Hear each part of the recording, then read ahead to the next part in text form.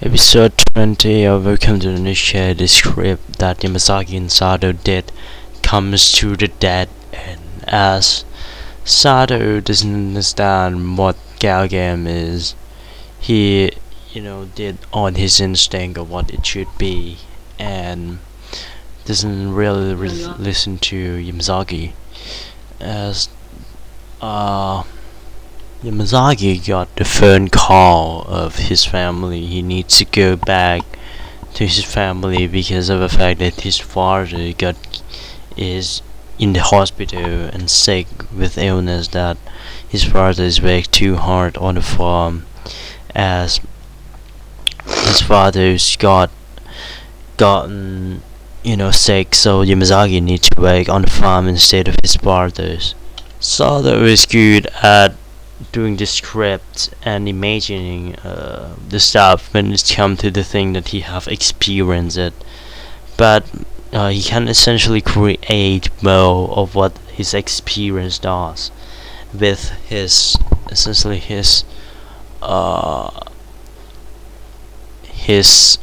experience with, essentially you could call it senpai, and his and Mizaki. As the second courses, it is not specifically shown that what quarter it is in Weekend in the Sky, but I assume that it is a quarter of older sister or senpai type of the characters, like Kashiwa senpai, which is essentially what Sato has experienced. But all Sato see is that magical ghost chills, and essentially mostly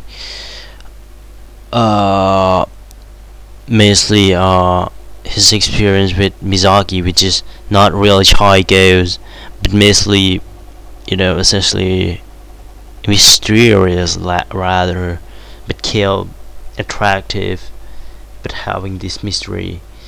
And Kishiwa senpai is pessimistic and stuff, so they can possibly write Chai Gaze, which is essentially he watched Burin, which is magical girl shows that isn't Chai at all, and essentially Yamazaki should let Sato watch the anime about shy girls or some sort of game of that types. So essentially, like, Sato doesn't have any purine. Sato just don't know what shy girl is. So, and when Yamazaki out to be with his father, he doesn't actually knows what to do, because Yamazaki is the one that gives his directions on life, and he goes on like directionless, like essentially anime without the directors on life, without the main advisor of the Sato life. Essentially Miyazaki is the guidance of Sato life that made his path of life not astray, that he addicted to the games, on a too stray that he got sucked into pyramid schemes. And Mizaki also need to look out for Sato, and this is that some kind of seeds, and like, so now Sato is just essentially think back about his part with Kashiwa senpai, that like this world, we are just the world, ourself, our human is just like trash, no more than trash in the world, and like it just like human lives just vanish before the lights come, like, and human life is just trash, leave like more less than trash life, less than normal trash in your normal junk, and essentially Sato and Mizaki. And I don't know what Mizaki think at this point. Maybe she is just uh, teaching Sato about life, just gone down someday, and everything's changing, and life is trash and stuff. Nobody gonna care about. Sato think that nobody gonna care about his scripts, which is essentially his way. Like, he essentially gave up about the script. And as Yamazaki comes back, uh, Yamazaki, if the script is not come out good, which Sato himself in the scene later think that his life is trash, small and not and worthless, and the script that he wrote is worthless, which is essentially the mindset of the one who gave up, which essentially will be portraying later on in the episode that Sato is lordly, thinking how worthless and small and essentially empty he is with life without these tools. And Yamazaki need to and Yamazaki, who essentially, if you see in the episode of game, Yamazaki need to do job, or the later episode that Yamazaki basically not harm. Yamazaki need to do the job about his doing the work that he need to survive without having the allowance. So Yamazaki is essentially a hard worker, and he is good at programming. He is, getting himself to the show. And essentially, Yamazaki is the one that should be the main successful in the welcome to the show. And like Yamazaki is just when Yamazaki comes home, the backstory of Yamazaki essentially is that one day Yamazaki is just like having no dream, having just studying without, just blindly studying, like me, who's having the pathetic life of studying, doesn't have any life outside of studying if I do not do watching any anime at all or something. And like Yamazaki is essentially just blindly studying, but when he heard that his life will be determined of doing the job that his father chooses, marry at the specific age and die at the specific time, he essentially snapped out to the reality that he needs to do something, or to not live that boring life. But essentially, the life is not that easy. Like, I just jealous of Yamazaki, who's but essentially jealous of Yamazaki's life gone chosen, because of the fact that my life is just fucked up, don't know the direction to go. Like, he have the direction to go, why not go in that? Or maybe I'm just a stupid fuckers who doesn't know what, even how to even know what I like or something. But Yamazaki is just need to work on games to be with Sato, and he needs to watch Sato, which needs to work with the script.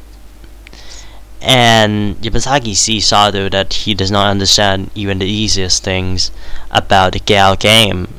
He just condemns Sato, and at this point, let's do a little mood change. This is sign of Yamazaki essentially give up. At this point on, everything will go on lower, and until it rises. So essentially, Yamazaki just gave up with his life in the creation of Sada Tetsuhiro, and essentially gave up on life, and like drinking alcohol and stuff, because of the fact that he think that the script will not go well anymore. His life will just, and Sada don't even know what a good script is, and it's probably not selling well.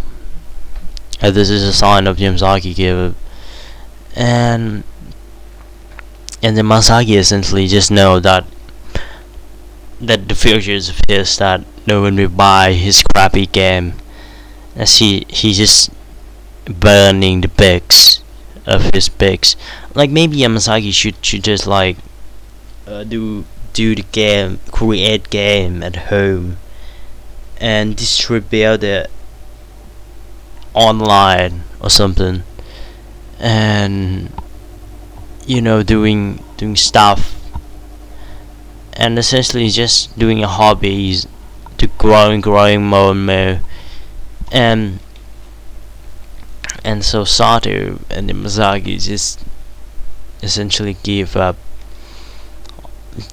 essentially knows that he will lose 100% at this point. Yamazaki decided to call Nanago and essentially film her, and say, and descend himself as his otaku to make Nanago break up with him, and he is trying to do everything to make Nanago give up with him, as he know that it is too late for him, too late for everything in his life anymore. The fate of him is to go back to the ranches and doing this, living the life that got chosen, which is not that bad, I would say. I don't understand Masaki at this point, because like living the life that, like our life is more or less has been chosen. Our life, you die one day, and essentially no matter how you wanted to escape your fate of, sometimes if you wanted to be rich, if you wanted to be famous, if it's like you essentially give up, if it's not your fate to do that, even if you try hard. If not be true, it's not like, this is why I hate shonen anime. Kinda hate shonen anime to a certain amount, but I love One Piece. I love One Piece. Complex story and stuff, but especially the philosophy of normal shonen anime comes down to, you need to hard work. You need to change your fate, which is essentially not the thing that is could be easily changed. If like if you could change your fate, that is essentially not your fate. Like that is not the real fate. The real fate is that you think that you could change the fate, but it is already late. Like it could be that I having the misunderstanding at this concept, but essentially just give up to what would happen, and your life would be easier. For me, that I have experienced it. Like at this point, I'm the lowest of the society. At this point, I just feel good when I'm in the shadow of the society, and not being famous, not being rich, and living normal as, or maybe poor and lower than normal life. So welcome to the winter day, the day that Yamazaki gave up. the day of Ko hits, the reality hits, everything is given up. Sato's script not going well. Yamazaki's script. Yamazaki is that gave up his girlfriend, gave up his life on the Tokyo. Essentially give up everything. But I don't understand one thing: why Sato don't go back to his home? Why Sato insist he live on Tokyo when essentially you have this super job anyway? So